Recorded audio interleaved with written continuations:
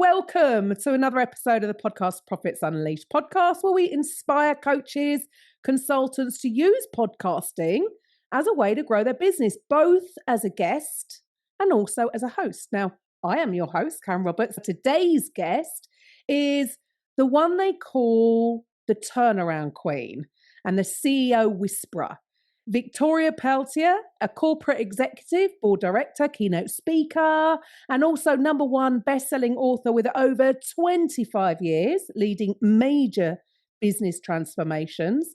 And she's also the author of The Power of Whole Human Leadership, TEDx speaker, and a globally recognized DEI advocate. Get ready for a powerful conversation. We will be talking about how the turnaround queen transforms businesses. So welcome to the show, Victoria. Thanks for having me, Karen. I'm really happy to be here. Awesome. So let's hear a little bit of your backstory. What was the inspiration behind what you do? You're turning around businesses, you're transforming businesses, but how did he get there? It's a very non-traditional start. I had plans on being a lawyer, but I worked in a bank when I was in university, and I got promoted up through the ranks fairly quickly. So when it was time after my undergrad to go to law school, I decided to take a year off to continue working in that banking environment. And I realized just how much I loved the corporate world. I was in a leadership position and thrived. So what I kept putting off was, just 1 year before I go to law school, was never to be. Although I joke, I think I read more contracts now than I might have if I were a lawyer. But that's where my journey in the corporate world began at 16, 17 years old through university and beyond. And the turnaround piece comes because I am not a status quo person at all. I thrive in chaos. I want challenge. And so I dove deep into fixing challenges in the organizations I've worked in and subsequently been successful. So then I dropped into other places to do that. And that's how I've subsequently earned the nicknames I have. I love that. But how do you do it? Business is in trouble. And how do you come in and turn things around? How do you transform it? You must have some kind of particular process, or is there a common theme that you see? Significant part of the transformation comes through leadership. And I hesitate to use the word culture because culture is the byproduct of the ways of working, the language, the actions, the behaviors that those leaders take. Yes, I will look at the profit and loss, the P&L statement, and understand financially where there are some gaps. Is this a revenue challenge? Is this an operating expense challenge? And tackle to normalize those to achieve profit and then build strategic plans around that. But then the plans need to be successfully executed with strong communication, change management, adoption of the change. And that means back to the leadership piece. We need to be incredibly transparent in the why we are making this change, what it means to the individuals who are impacted by it, and sometimes making really difficult decisions. A couple of months ago, I even wrote an article around loyalty being disguised for not making really difficult decisions. And you can be loyal to individuals and move them or make change because they are no longer the right people to sit in those roles and hold them accountable to performance. I am the person who holds people accountable. The CEO whisperer nickname came because I've been in the world of professional services now for the last 25 years. And many consultants tell clients what they want to hear, not what they need to hear. I tell them what they need to hear, and I challenge them deeply to get to a better place to transform and achieve the desired goals or outcomes that they're seeking. And do you think that happens a lot when consultants, or whether you're a coach, it doesn't matter, within any niche, actually, I hear that a lot because people, they want to be liked. So they want to tell the person what they think they want to hear, whereas that's not what they're investing in you for. They need to know the truth. They need to be transparent with them. They need to know the hard truth. So do you see that as quite a common thing that goes on? I don't think it's common enough, Karen. I think, to your point, people want to be liked, and delivering tough messages that challenge the thinking and the ways of working for many of those leaders in business is uncomfortable. And so it does not happen enough. What I must state, though, is that the ability to speak truth comes with trust. And so there needs to be trust built in those relationships. And that comes through, and I think too many people focus on credentializing themselves around here's all the years of experience, et cetera, versus building that authentic connection. Understanding, for me, when I work with many leaders, I say, tell me how success is measured in your organization. How are you personally incented? So I need to know that as I then maybe build a strategic plan over some of the actions that need to be taken within it. And so that investment in personal relationship and connection and being truthful always builds trust, so that when it's necessary for me to deliver the difficult news, it's received in a different way versus, again, just credentializing myself to do that without ever having built that trust and connection. So not happening enough, sadly. And what do you see a common theme when businesses are struggling? Is there a common theme that you feel that is holding people back, companies back? Is there one particular part of the process that seems to be the most challenging, or is it all different?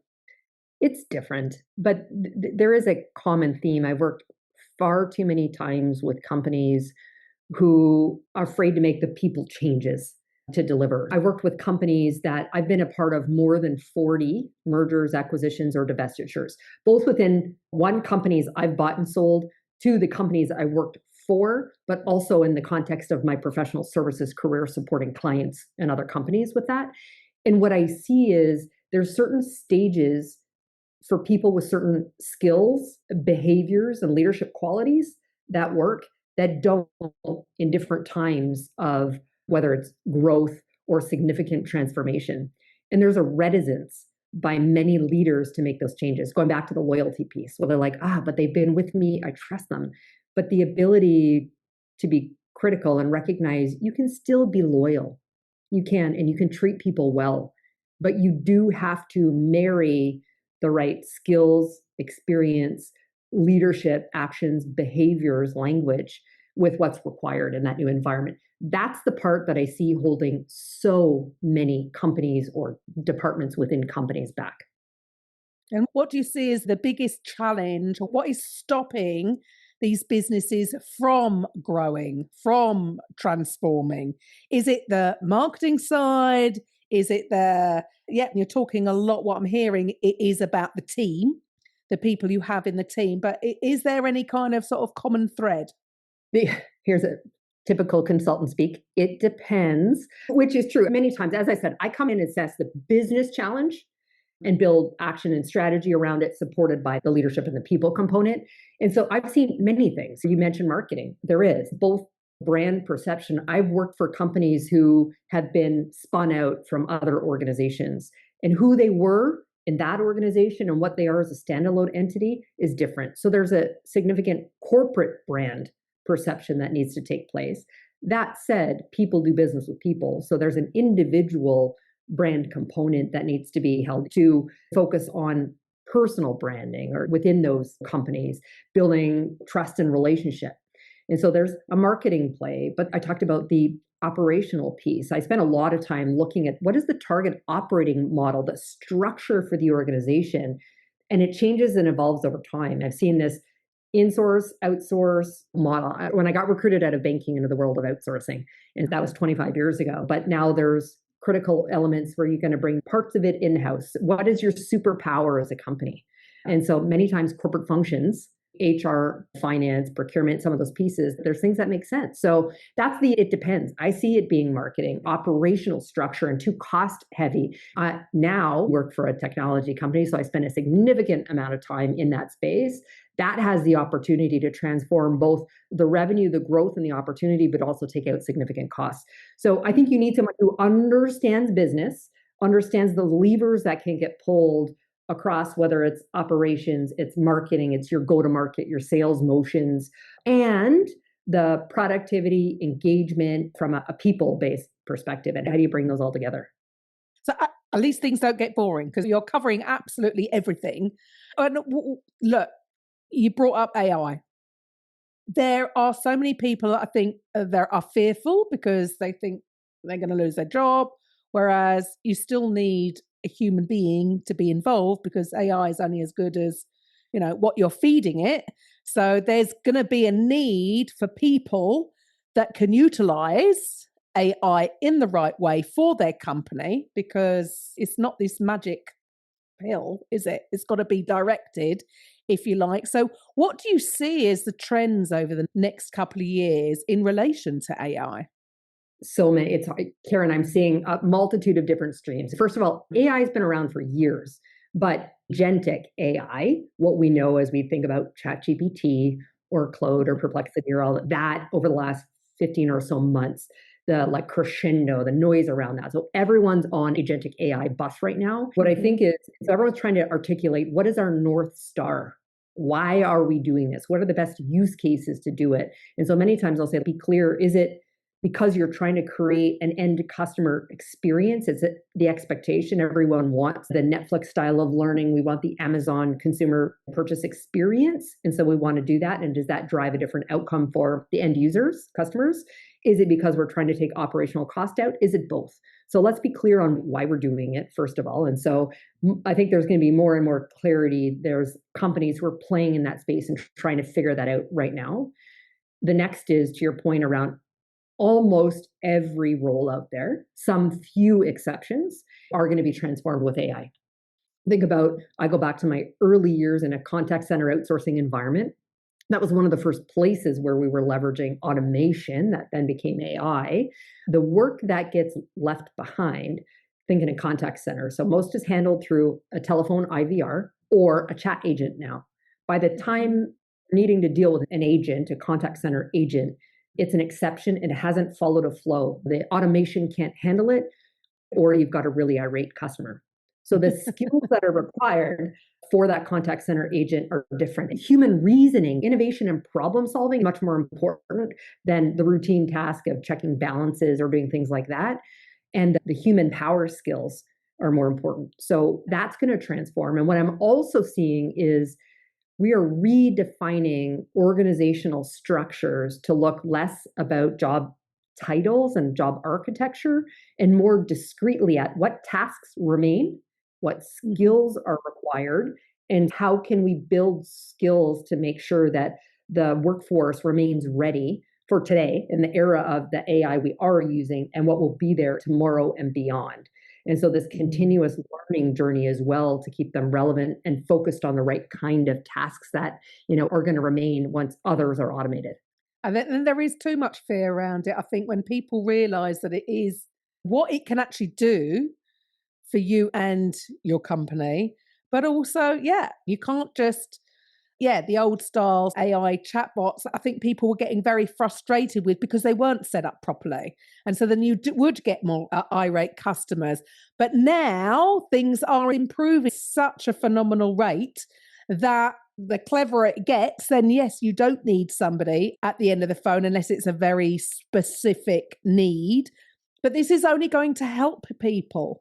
What do you see as changing over the next couple of years? Are companies going to be, is this going to enhance them? Or what are the risks behind utilizing AI too much, do you see? All companies are going to become technology companies, given how we use them, whether you're formally working in a tech company or not. I think there's going to be further refinement around how we use AI and the guardrails around it. And that's where there's risk associated with it. So more and more, as I said, I spend time looking at the structure. I see this trifecta that exists between the chief information officer that leads the technology team around AI with the chief security officer or risk officer that helps create the guardrails, and that builds trust. You think about the hallucinations that happen today around. So how do we prevent that? How do we look more holistically at policy? And the third part of the trifecta is HR as a leader around what's happening to people, how are they structured, how are we upskilling, reskilling continually, given that with large language models, the AI agents become smarter and more can be done. And so there will be a massive propensity for all companies to be using it. They'll get smarter around how they use it, build tighter guardrails around where, particularly in highly regulated organizations, and the role of HR as a strategic business partner because of how it's impacting the talent in the organization and the need to upskill, reskill is critical. And there are certain jobs that I don't think AI is ever going to replace. I could be wrong, but you're a TEDx speaker. You sell one to many up in front of people for brand awareness, to sell whatever it is you're selling, whether it's your book, whatever, and podcasting as well. You still got to have this authentic conversation style, right? I don't think that's ever going to change. You do this a lot, right? You guest on podcasts, you get up on stage, TEDx speaker. So from that side of things, do you think that's even more important for companies moving forwards to have that part to their business because people will be still searching for that authenticity? I noticed even very recently, we're recording this over holiday time. Not sure when it airs, but I've had a little more time to spend online looking at LinkedIn and other posts. What I'm seeing is a lot of people saying this was not AI generated. And that's because there's still a need for authenticity and connection we want to have with one another.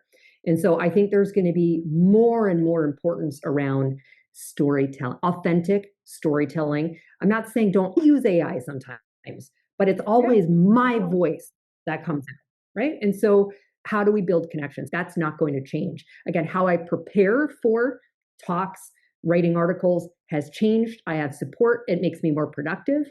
But at the end of the day, it is still Victoria Pelletier that they're looking to engage with. Yeah, absolutely. I couldn't agree more. And so what would you say for you getting out there, either speaking on stage or being a guest on podcasts? What has been your biggest win to date? My biggest win was actually being invited to be the opening speaker for TEDx on a topic. I'm not a person who needs a vision board, although I support anyone who does, but I put it out there. So I set a goal. I wanted TED to come to me, which they did.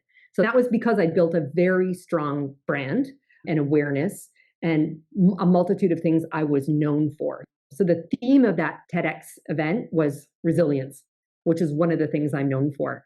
And so that's been my biggest win. I have over 1.5 million views. I have a target to get it over 2 million, but that's been my biggest win to date. But that's been consistency around building a strong brand, not set it and forget it, doing exactly what we're doing today, having conversations, having an audience who wouldn't have seen or heard me before, hear a little snippet. There you go. Fantastic. And so for you, look, what should the listeners do next if they want to find out a little bit more about what you do and how you could possibly help? The one-stop place to go is my website, which is victoria-pelletier.com. I'm sure it's in your show notes, so they don't need to figure out the spelling of my last name. And then from there, they can out on whatever platform they want to connect with me on, whether it's LinkedIn or Facebook or Instagram. My youngest does joke that I'm really old because I'm not really on Snapchat or TikTok, but you will find me and all the connections to link with me on the sites from my website. Brilliant. And yes, absolutely. If you're driving or walking the dog and you can't get to the link, don't worry, resort back to the show notes. Victoria, it's been an absolute pleasure. Thank you for taking your time out today and speaking with me. And guys, to the listeners, look, if you have been thinking about guesting on podcasts as a way to grow your business this year, I do have a gift for you. Normally, this is exclusively for paid clients, but for my listeners, you can get access for free to my 4-part mini course, The Podcast Profits Funnel. Now, there is a caveat to that. You have to complete it in 5 days and complete all the short assignments. And if you do, you will get the reward video that you can't get access anywhere else. It is part of my 5K offer, which is how to automate your sales process. So if you're a coach, and you're tired of doing sales calls with people who aren't a good fit or you're wasting time with the no-shows, go to podcastprofitsunleashed.com/free.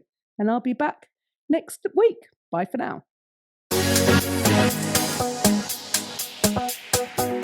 Thank you for listening to today's episode on the Podcast Profits Unleashed podcast. If you're